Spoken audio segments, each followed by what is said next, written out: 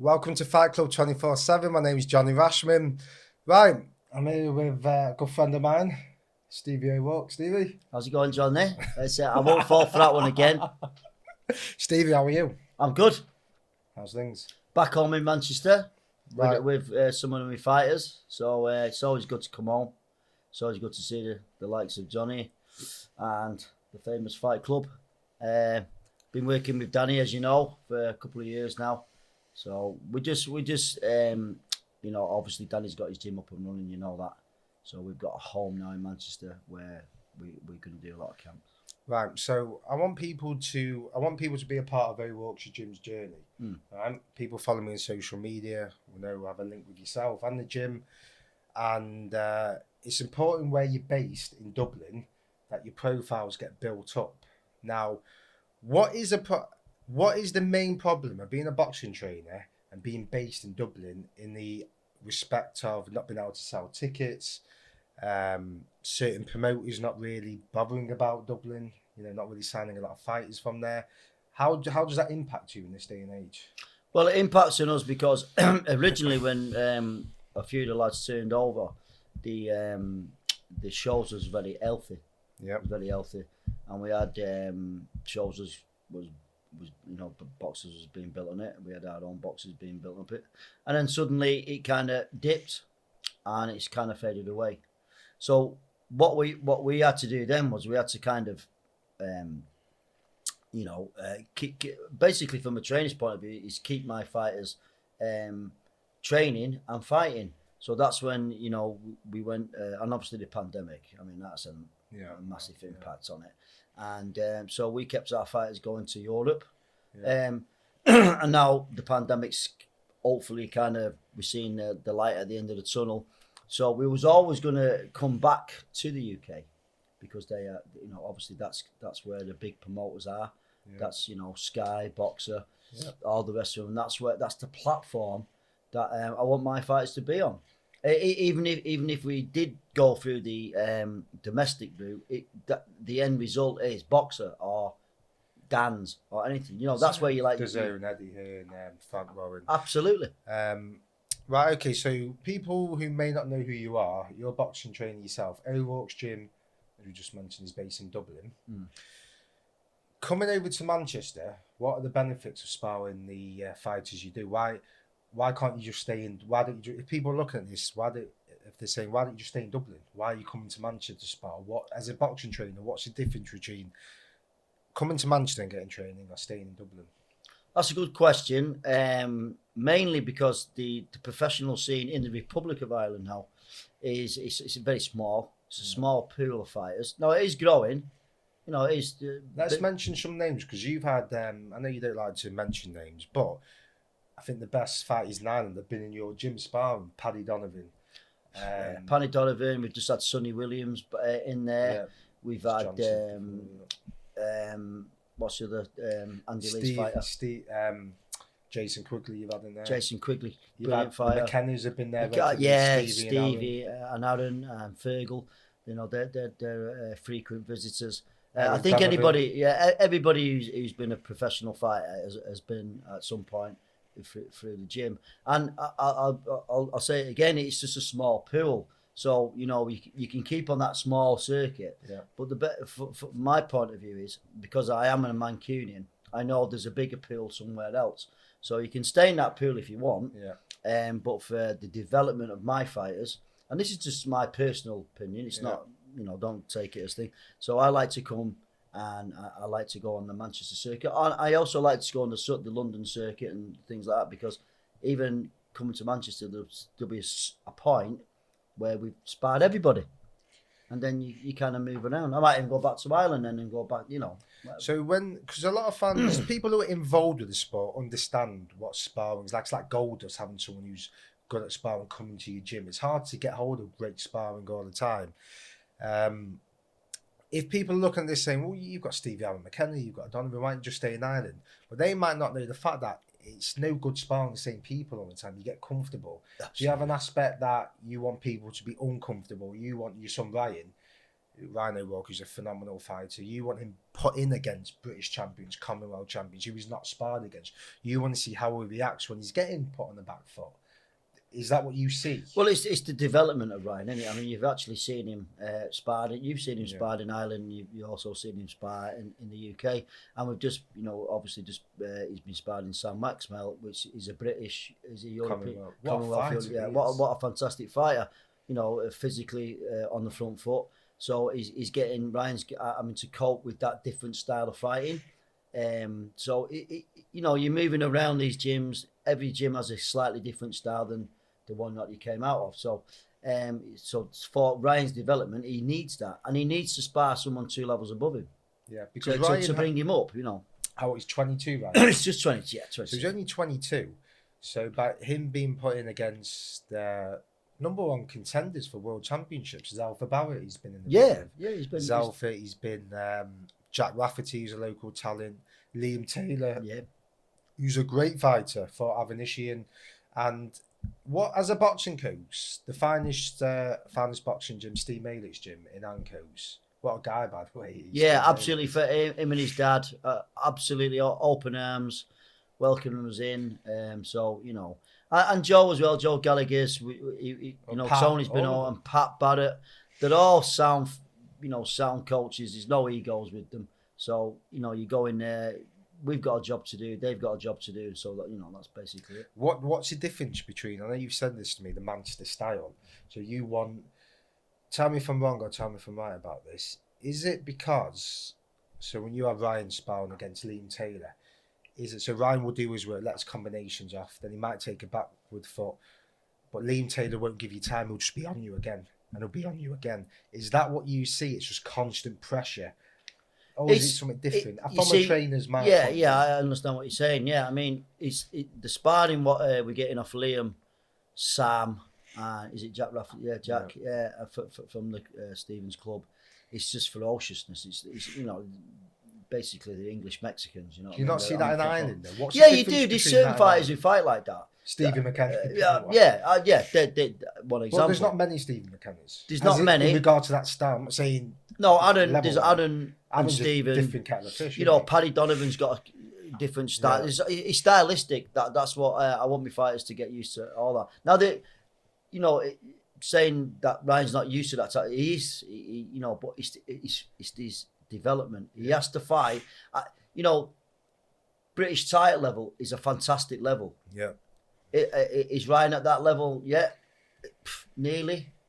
But he has to fight British. He has to spar. Out of his comfort zone as well. Well, obviously he's away from his home. He's in a B&B. Yeah. He's uncomfortable. Yeah, he's tired. He's this on flights. Friday will be the 3rd spar with Liam and Sam over the week, and that's been a tough week for the young fella. Yeah. Mentally tough as well. So that's why he's here. We're not pretending to be fighting. We want to be at that level. Yeah. We're going to. Anyone who's watching this, whether you're world champion, British champion, if you're in camp, your name is getting out there. But your fighters are known to be good fighters. They can fight a variety of styles. Correct. This isn't just one who can attack, but they can't defend, and vice versa. They can all fight, and I think it's just getting your profile bigger, because once you get in these gyms, they all say the same thing. You might look unassuming, but they can fucking fight. And I believe world champions should be having someone like Ryan, Tiernan, Keane, Tony. They're great sparring partners for world champions. Well, I'll just cut in there. I mean, we've done the circuit now a couple of years, but now they're starting to, the fruition of my fighters are starting to come through. And, we are asked in every gym in Manchester, and that's very apparent. I think you can back me up on that. It's very apparent that we're going around gyms and they want us to come back, and that in itself is a big big plus for us, because we've been asked to come back.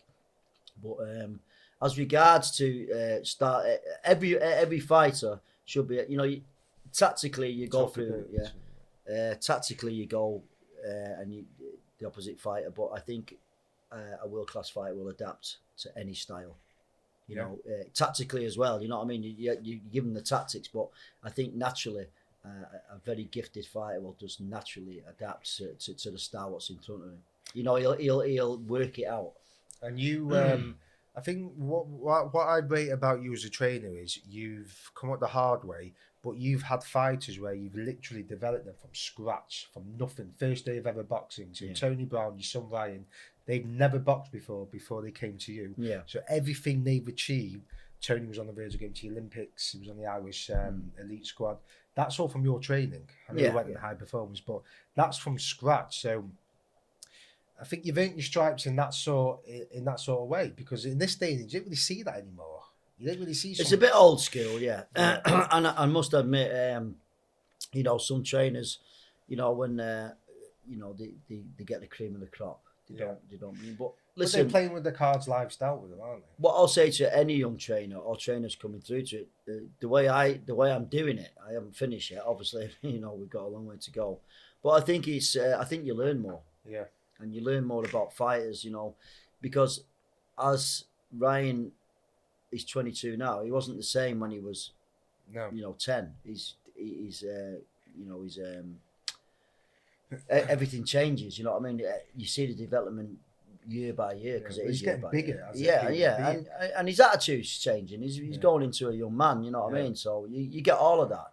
But I should imagine if you know, if I do make a world champion, probably world champions will come to us. But you know, that'll be new for me. Yeah. You know, so I'd have to adapt to that as well. You know what I mean? But by that time, my style would be, you know, cemented into. What would happen? People watching this saying, "I know how good you are," but people who might not know you might not know how good you are yourself.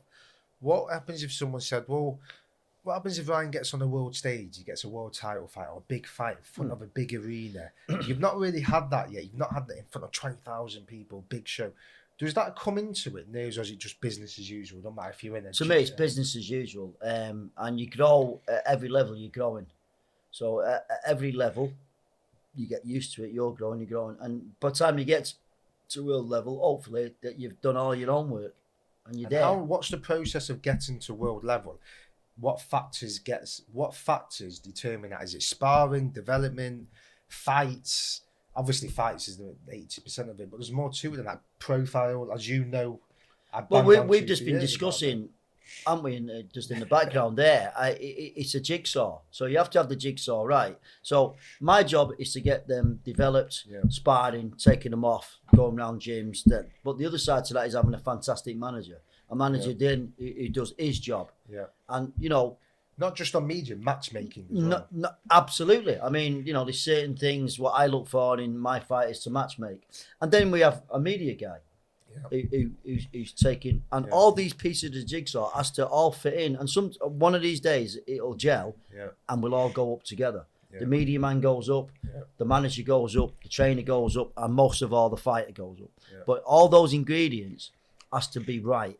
You know, you might get a manager who's not right for the fighter, who doesn't give a toss about the fighter. That's true. You know, he might have different sort of like things like, he's in the money side of it. Yeah. I like to think that there's a manager out there who's going to manage my son for the best for him. Very rarely, I think, but that's the type of manager you want, isn't it? 22 years of age, Ryan is, and I firmly believe he's one of the most the best unknown talents around, because his profile isn't massive. It is getting bigger, but he's been boxing for that many years, since what, 2, 3? No, he's been, Jesus Christ, no, but I mean like 4 he was on the pads and things like that. Yeah, so 4 years of age. The fundamentals was driven into him. But I think anybody who's been a boxer, you know, the kids. You know, but no, it's not though. It is a bit different because you are a boxing trainer. Yeah. So it's not like, his dad's taken to a local club. This is like, it's ingrained in your household. So he's like a fish in water when he spars. Sitting with his mentality, he's no nerves because he's sparred that many hours and that many rounds. He's comfortable being in an uncomfortable place, and you know, his boxing IQ is very, very good.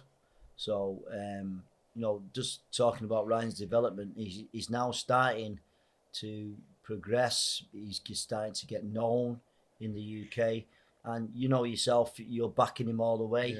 you've seen something I haven't. I can tell to your listeners and your thing. I haven't told Johnny Raspman to look at this kid. Johnny Raspman's looked at him himself and he's formed his own conclusion about Ryan. So I back him. Yeah, absolutely, because you've seen him. It's a personal thing that you've seen him spar British and European lads, and he's holding his own. Well, to put it into context, I know it was a higher weight, but Campbell Hatton for a guy called Sonny, what's his name? Sonny Spanish guy. Martinez. Yeah, Martinez. Yeah. And Ryan fought him. Was it in his third fight? Ryan's third fight? No, it would have been I think his fifth fight in Spain. Yeah.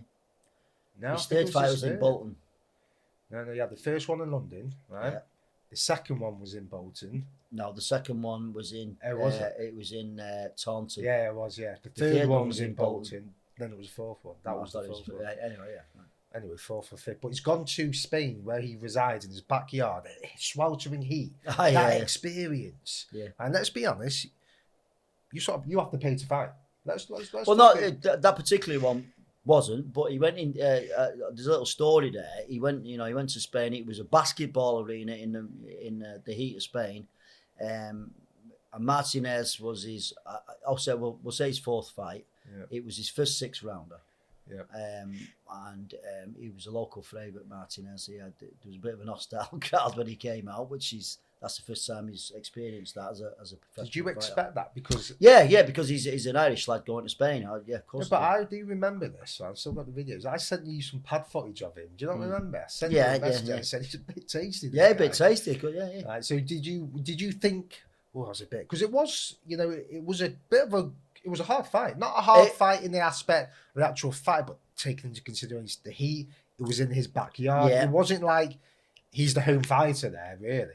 Do you know what I mean? Well, that's another thing. That's another thing of my fighter's development is they haven't had that because of the pandemic, and that's the reason why I have to state that. The only reason why we went to Spain because he would have been home, his own crowd, and built in that way. But because of the pandemic, and it didn't seem to be kind of like deceasing the pandemic, it seemed to be growing. So we just thought, well, listen, we've got to keep him active. He went to Spain, he went in his back garden, and the heat was absolutely unbelievable. I mean, even me just warming him up in there, he stuck us in the back there in the shower room with no ventilation. Oh, I saw you doing pad work. It was so small. Absolutely. I was literally covered in sweat. I'll put the clip up. Actually, Ryan actually lost 3.5 kilo when he came back out of that fight. But it was a tick on the box, wasn't it? It was a tick on the box because he had to dig deep. He's never fought in that heat before. Yeah. I mean, I can't remember. And Martinez was a tough fight for him. Yeah. He was a tough kid. What he did with Campbell Hatton, he won that fight, really. He was a tough kid. So we've had that. So it's all coming to fruition now. Your other fighters, you've got Tiernan Bradley, Keith McMahon, Paddy Nevin, John Cooney, who's just been on the channel. All rough diamonds. Obviously, Tiernan's profile, people know him because he was McGregor's sparring partner for the Floyd Mayweather fight. But I always say I think Tiernan's one of the most naturally gifted fighters around. Would you say that's fair? Yeah, Tiernan is, for me, I love Tiernan. I love his style. He's very, very calm under pressure. I've made him, there's been, I think I had an interview once where I said I wasn't going to tinkle with his style, but me and Tiernan sat down and I have tinkled with it slightly. Turned into a pro. I've turned him into a professional fighter. Not in and out now. Yeah, he's planting his feet. And he can bang. He's absolutely turning into the fighter that I had envisioned in him. And he knows it himself, and he's liking the style, he's liking the changes. And when a fighter likes the changes, then, He's another exciting fighter, Tiernan Bradley. I mean, he's exciting, mate. You haven't seen the best of him yet. And I can't believe he's not been on the big shows because the shite I'm seeing sometimes. I put my TV on and I see shite I see. People who can sell tickets, but they just can't fight. Tiernan can sell tickets and he can fight. I can't understand. But you know what, Johnny? I look at it in a slightly different perspective. I look at it. I know he's going to end up on them shows. So in the meantime, let's develop him. Yeah, absolutely. That's so I'm getting time now. So when he eventually does go on the telly, you're going to go, wow. No, this kid's, rather than from a media point of view, you're coming at it from a trainer's point. Absolutely, and it's too, like I say, it's a jigsaw, isn't it? Yeah. And when them jigsaws together, we're all going the same. We're all on the same boat, as they say. Keith McMahon, another good fighter. Keith McMahon, I've had him. Oh, 2.5 years, he's now turning into what I call a professional fighter. Yeah. He's living the life better. He's got a strength and conditioning coach. He does do his 2 sessions a day because the other lads are rubbing off on him, and he knows what he has to do. For a fact that Keane's first time to Manchester, and I actually he would never come to track sessions he would come to track sessions, but he didn't like them. So there's always an aspect of training that certain fighters don't like doing. They like doing sparring. They like doing the pads. He's changed his whole attitude, and there's been a big change in the gym. There has been a big change in the gym. It's getting serious now. It's getting serious now, and I've had to let a few lads go. Yeah. Not because you wanted to. It's just the way it is. I'm kind of dwindling it down to the lads. I think who really want it and who's going to make it. And I think a trainer has to make that decision sometimes. So it was very hard for me for one lad. Yeah. I had to make that decision. He kind of broke me out a little bit, but I had to make it. Yeah. But Keane. And I pulled Keane to one side and I said, Keane, you're going to Manchester now. You're going on the Manchester circuit. I said, they take no prisoners. If you don't do these sessions you'll get and bombed start out. with life, And in fairness to the kid, you're seeing him. Yeah. You're a little bit nervous. Yeah. And he's. But he can fight. He's a brilliant fighter, Keane. Well schooled, isn't it? Do you know what? It wasn't his boxing ability. It was his it was his training. Did he put it? Has he put it in? Yeah. Did he tick all the boxes? Has he lived the life of a professional athlete? In 2022? He can only answer me that, but I think he knows underneath. He has cut corners. Yeah. Now we sat him down, and I said I was going to kind of cull a few fighters because of that particular reason. But I had every faith in Keane. I said, listen, just step up to the fucking mat now. Yeah. Get your train done, and he did. And the best thing what I heard of him, he got out the ring and he said, those track sessions. I'm glad I did them because if I didn't have done, I wouldn't have been still in there. And it's just little things like that. So when they say you're a professional fighter, I think it takes a few years to actually become a professional fighter. Yeah. In the sense of the life that you lead, because you've got to remember when you come into this game, and I'll tell this to all young fellas out there, it's great to be a professional fighter, but as you rise up, everything's got to go. Your life outside has got to go. Nipping to the pub for the pint, that's got to go. Late nights, that's got to go. Eating shit, that's all got to go. Going out with your girlfriend till 4 in the morning, that's all got to go. Yeah. And then, it's like a little, what you call it, you're phasing things out. Even Ryan does it, right? Sometimes I have to say to Ryan, you're coming home at 2 o'clock in the morning. Yeah, but Dad, I'm not drinking, I'm not doing. I said, but it's going to impact on your performance the next day. And he's slowly realising that it is true. It does impact on it. Staying on your phone at night, eating a fucking Mars bar on the side. All this, there's other lads not doing that. They're eating clean, going to bed early. They're on it the next day. And you have to have that mentality to be a champion. No one's going to say to you, yeah, Johnny, you're going to be a champion because you've got so many this, that and the other. No, you've got to work hard. Yeah. And that's that. So if you're a young pro, don't come into this game. You've got to come into this game and you've got to work your balls off. And I'm not saying for 2 years, probably 12 years, 13 years, 14 years. People, because I want fans to see this side of the sport, because you all see it on TV and if people accuse fighters of quitting and all this, and they don't really understand what really goes on to the sport, what goes on behind the scenes. And I see with you guys what goes on behind the scenes and how hard it is. And you're going to be a big part of this channel. You're going to be telling your fighters stories, and there's no filter. I want people to see what goes on in the sport. Absolutely, I think there's a marketplace for it. I want fans to see how does a professional trainer, how does a professional fighter navigate themselves through all the politics? How do they develop? And there's no one better than you to ask. So it's going to be a big part of it. Like, subscribe, leave a comment, and follow O'Rourke's gym.